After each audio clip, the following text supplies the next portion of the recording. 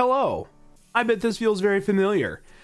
This is going to be ICP week 5 versus CherryManCake. I think it's week 5. I'm pretty sure it's week 5.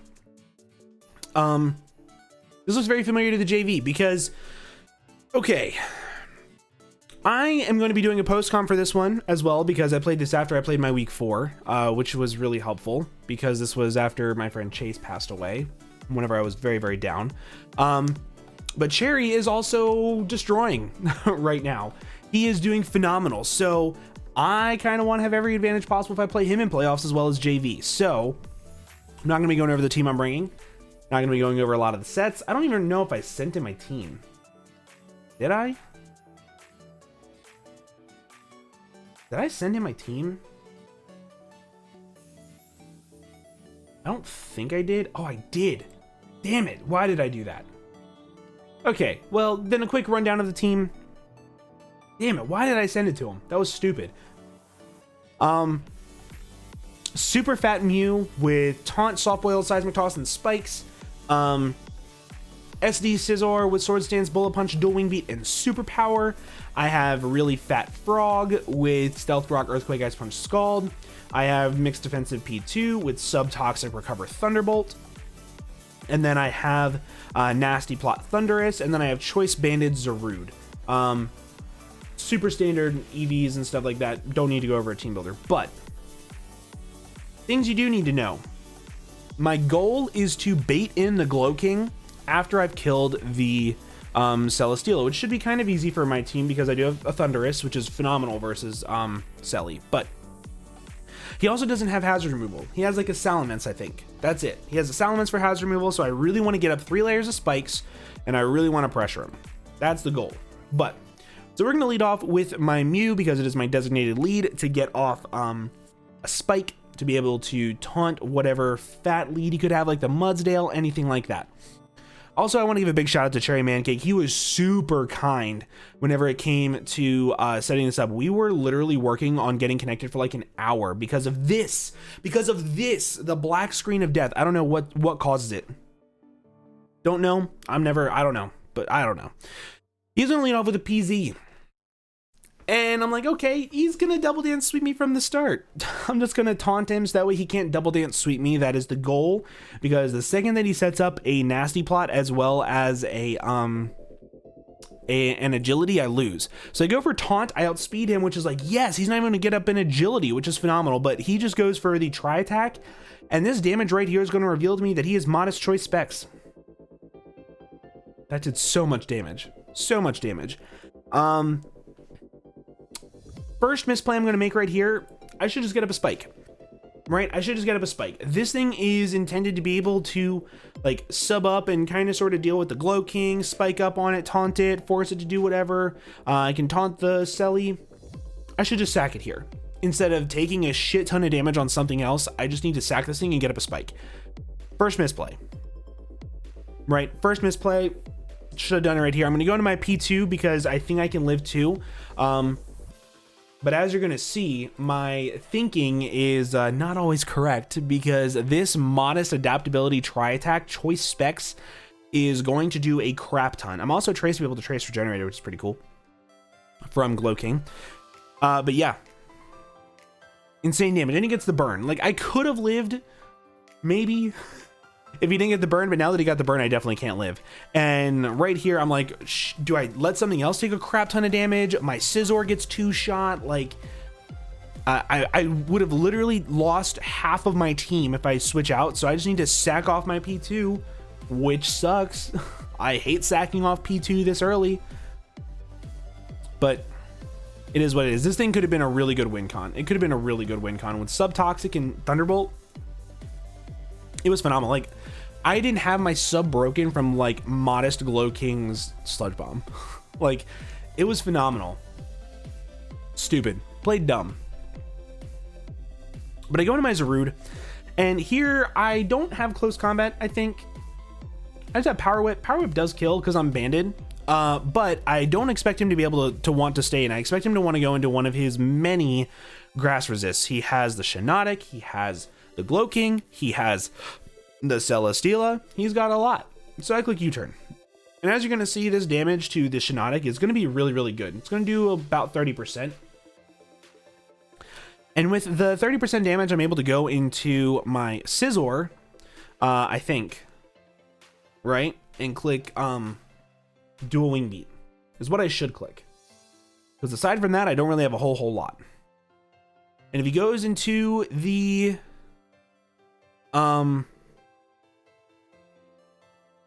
what's the word I'm looking for? If he goes into the Glow King on the Dual Wing Beat, I can go into my Mew, I can live a hit, and I can get up my Spike, which is what I really should have done turn 1, if you recall. But I'm dumb. It's okay. I should have also clicked Swords Dance here. Don't know why I didn't. I should have clicked Swords Dance, but I clicked Dual Wing Beat. If I clicked Swords Dance here, I could click Dual Wing Beat versus, or I could click U-turn if I had it, but of course I don't. And a +2 U-turn versus Glow King does a lot. Like, it does a lot. As you're going to see, Dual Wing Beat even does a lot. Scizor, offensive, leftovers, if I get up to +2.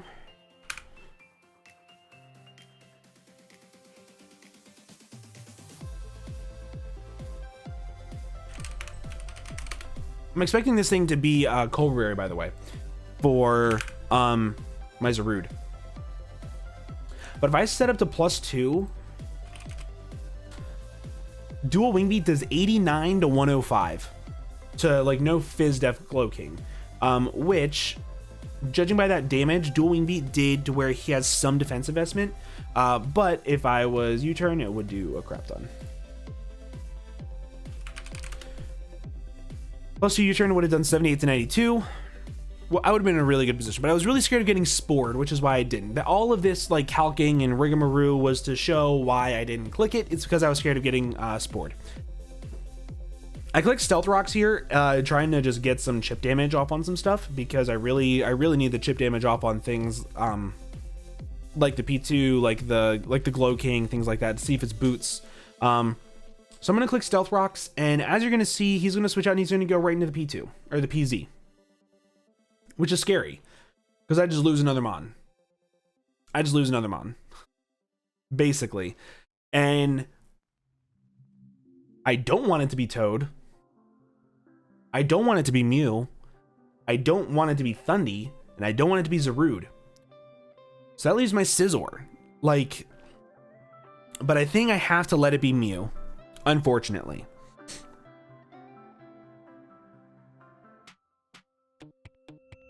Wait, what? Why did I do this? Because I lose to Raikou. I shouldn't have done this. I should have let him kill my Mew. That's what I should have done. But sometimes it's good. Sometimes it's shit. That is the way of the road. So I'm going to do the exact same play, except this time I'm going to go into my Monkey. He also had a Buzzwole, which is why I have Acrobatics on Choice Banded. Because I expected his Buzzwole to be my Zarude check. So what I'm going to do here is I think I'm going to click Darkest Lariat or Power Whip, one of the two. I know Power Whip does kill this thing, which is really, really good. And last time I clicked U-turn. If he goes into the Shiinotic, Choice Banded Power Whip can actually two-shot it, especially after rocks. Like, you're going to see Choice Banded Zarude is like a demon. It is a demon. The only downside to this is, this does allow him to get into his Celesteela for free. And I know Cherry has loved setup Celesteela. Has loved it. He's 6-0'd Mario week 1 with it. Whenever it has even a slightly good matchup, he uses it. Because it is phenomenal. It's really, really good. But me clicking Power Whip right here pretty much gives him the free setup, which sucks. So what I have to do here is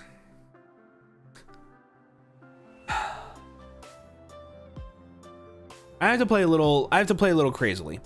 I go into my Thundurus expecting the Autotomize, right? Not the Power Herb Meteor Beam just yet. I expect the Autotomize first. He goes for the Autotomize. Now, because he has set up to +2, I know that Power Herb Meteor Beam is coming my way. So I'm going to pull a hard switch and I'm going to go into my Mew. And this is where I'm going to let my Mew go, which is super unfortunate, but it is what it is. And I know that my Thundurus can kill this thing from full. From where it's at, my Thundurus can kill it, which is really, really good. He's going to go for the Meteor Beam. He's going to beat a +1. I had to scout for it, and I'm lucky I did. But yeah, he's going to get the Power Meteor Beam. Selly looking like a big old threat and a half.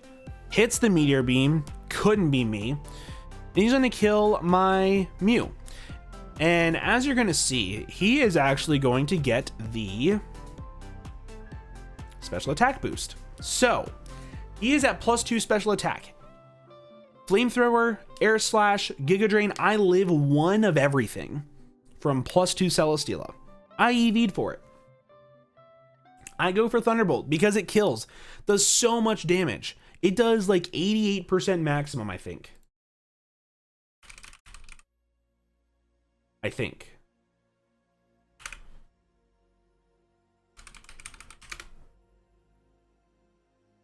Goes for Flamethrower. Doesn't kill me. I go for the Thunderbolt. I do 87 to 102, but he lives.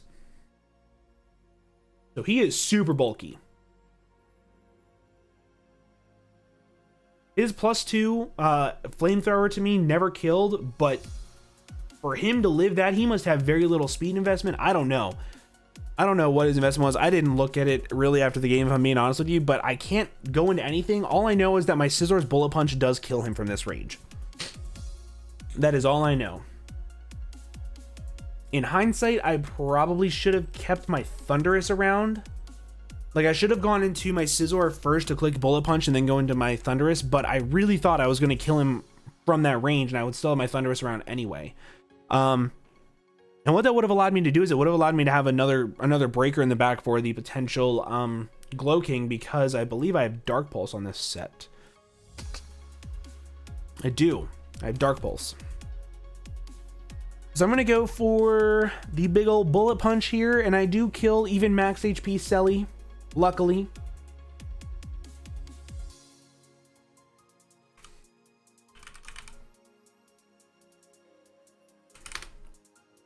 My Bullet Punch does 13 to 16 to max HP Selly, so I guaranteed killed, which is good because now I'm not getting swept by a Celesteela, which is like kind of poggers, I guess. But now I'm in a situation to where he has Glowking, which is what he goes into. He has something else. Raikou, Glowking, Raikou, PZ, something else. I'm expecting a Flamethrower here. And because I know he has some defensive investment, I know for a fact that my Zarude can live a Flamethrower. He can live 2, in fact. My Zarude is able to live 2 Flamethrowers, and Jolly Choice Banded Darkest Lariat does a crap ton of damage, especially to the horse. The horse's name is Mudsdale. Since I ignore the defense boosts, I guaranteed do 36 to 42 to it. I click U-turn here. I thought he would switch out into the horse, honestly, but expecting the Sludge Bomb here, I'm going to go back into my my Scizor. He goes for Sludge Bomb, which is really, really good. I'm going to make the exact same switch. I was also still really scared of Colbur Berry at this point, because Colbur Berry could live Darkest Lariat from my Zarude, which would be, as the cool kids call, less than ideal.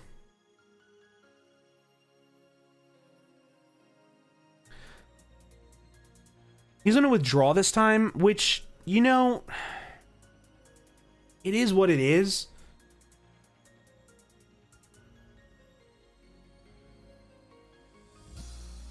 I don't know why I clicked Darkest Lariat here. I guess if he's like adamant. Oh, I remember what it was. I clicked Darkest Lariat here because if I'm able to have him kill me with a body press, I can set up SDs with my Scizor and I can win. Like, I can get up to enough attack investment to where Bullet Punch or Dual Wing Beat is able to kill the Glowking after rocks because it's not at full. So I was really hoping he would kill me with body press here. That's what I was hoping. That's what I was hoping, because I would give him the +1 boost, and then he would go for body press. It would do 67 to 75 to my Zarude. He would kill my Zarude. I would set up an SD with my Scizor, and I would have a shot. I would need to get it to +4, I think, with my Scizor. But he goes for Toxic, which is super unfortunate. Super unfortunate. Because now what do I do, right?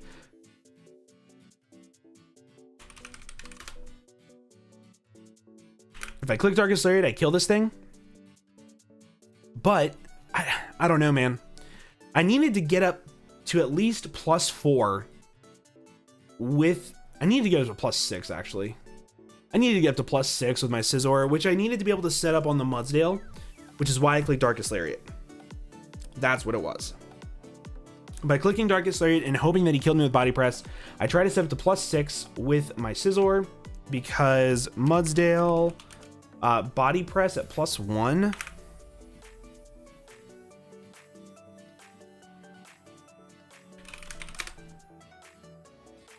It didn't two-shot me. Even Earthquake, I think, was a roll after Rocks.